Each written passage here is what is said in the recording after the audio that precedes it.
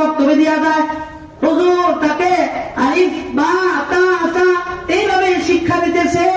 মোটামুটি যখন বাচ্চাটা উপযুক্ত হয়েছে তখন মা বাচ্চাটাকে বলতেছেন, ও আমার সুফিয়ান, আমি তো আল্লাহ তাআলার কাছে একটা ওয়াদা করে ফেলাইছি, তোমাকে আমি আল্লাহর রাহে কুরবান করে দিলাম, তুমি আমার বাড়িতে থাকতে পারবা না, তোমাকে আমি আল্লাহর জন্য ওয়াকফ করে দিছি, তুমি বাড়ি থেকে চলে যাও, তুমি গিয়ে ইলম শিখবা, তুমি হাফেজ হইবা, আলেম হইবা, তুমি মুফাসসির হইবা, তুমি মুহাদ্দিস হইবা, তুমি যুগের শ্রেষ্ঠ একজন আল্লাহর ওলি হইবা।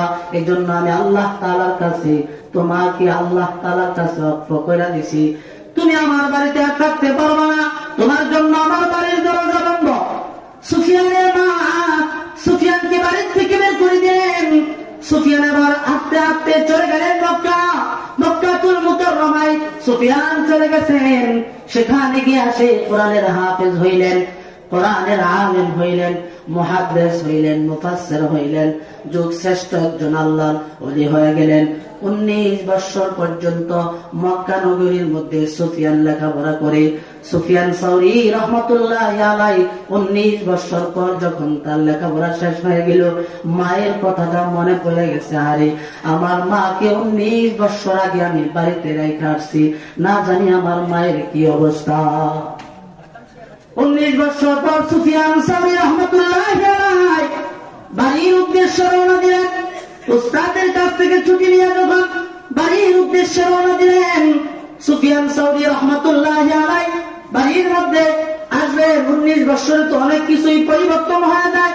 সুফিয়ান নিজের কথা চিনতে পারতেছে না, মানুষের কাছে নিজের বাপ দাদার নাম জিজ্ঞাসা করে করে বাড়িটা অনেক কষ্ট কইরা খুঁজা বাহির করলেন। যখন সুফিয়ান বাড়ির দরজায় হাজির হলেন, তখন তাহাজ্জুদ নামাজের সময় হয়ে গেছে, গভীর রাত্র, অন্ধকার হয়ে গেছে।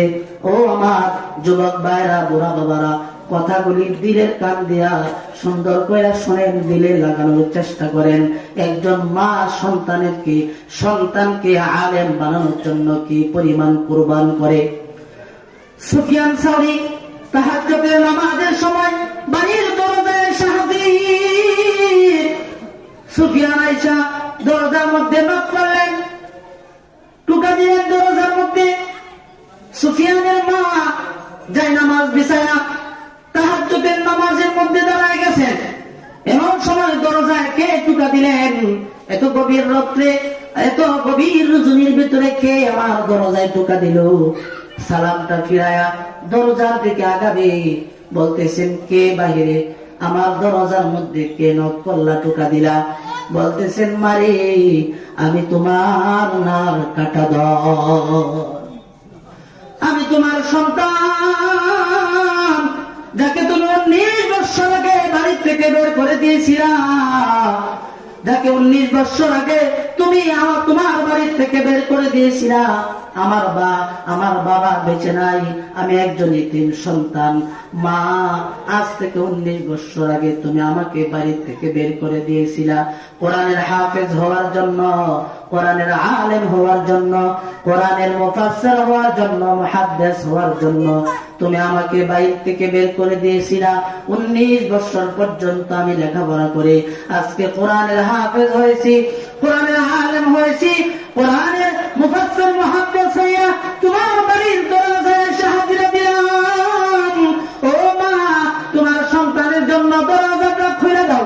সুফিয়ানের মা দরজার দিকে আগাইতেছেন, হঠাৎ করে মনে পড়ে গেছে, আমি তো আমার সুফিয়ানকে আল্লাহর জন্য ওয়াকফ করে দিয়েছি, সুফিয়ানকে তো আমি আমার আল্লাহ তাআলার জন্য কুরবানি করে দিয়েছি, তাকে তো বাড়ির ভিতরে ঢোকানো যাবে না।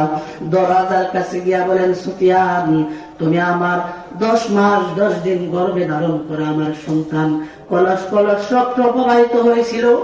যখন তোমাকে আমি জন্ম দিয়েছিলাম, আমার শরীর থেকে কলস কলস রক্ত বাইর হয়ে চলে গিয়েছিল। আমার এত প্রচন্ড ব্যথা, আমার পেটের ভিতরে একটা লাঠি মেরে তুমি দুনিয়ার জমিন আসছিলা। ও সুফিয়ান, আমি তোমাকে আল্লাহর জন্য ওয়াকফ করে দিয়েছিলাম। সুফিয়ান, তুমি তো একজন হাফেজে কোরআন, তুমি তো একজন আলেম, তুমি একজন মুহাদ্দিস, তুমি একজন মুফাসসির।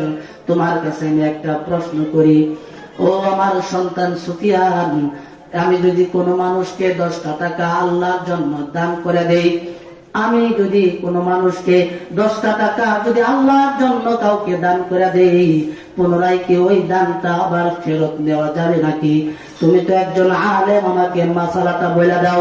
সুফিয়ান বলেন, না না মা, তুমি যেটা আল্লাহর জন্য দান করে দিছো সেটা তুমি আখিরাতে পাবা, এই দুনিয়ার জন্য আবার পুনরায় তুমি চায়া নিয়ে আসতে পারো না। এবার সুফিয়ানের মা দরজার ভিতর থেকে, ঘরের ভিতর থেকে বলেন, আমার সন্তান, আমি তোমাকে আজ থেকে 19 বছর আগে আমার আল্লাহর জন্য অর্থ করে দিয়েছিলাম, আমার আল্লাহর জন্য কুরবানি করে দিয়েছিলাম, আমি আল্লাহর জন্য তোমাকে দান করে দিয়েছি।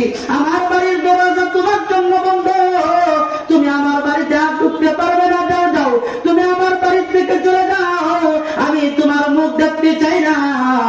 কারণ হাসরের ময়দানে আমি আল্লাহ তাআলার কাছ থেকে সব দুনিয়া যা কষ্ট করেছি, সমস্ত কষ্টের প্রতিদান আমি ময়দানে মাহশরে আল্লাহ তাআলার কাছ থেকে আদায় করতে চাই। আমি তুমি সন্তানকে আমার করে আর জায়গা দিতে চাই না, কারণ 10 টাকা যদি আমি দান করে দিই, পুনরায় সেটা ফেরত নেওয়া যায় না। আমিও তোমাকে আল্লাহর জন্য দান করে দিছি, আল্লাহর জন্য অর্থ করে দিছি, আবার পুনরায় তোমাকে আমার কোলে উঠাইয়া নিতে পারি না।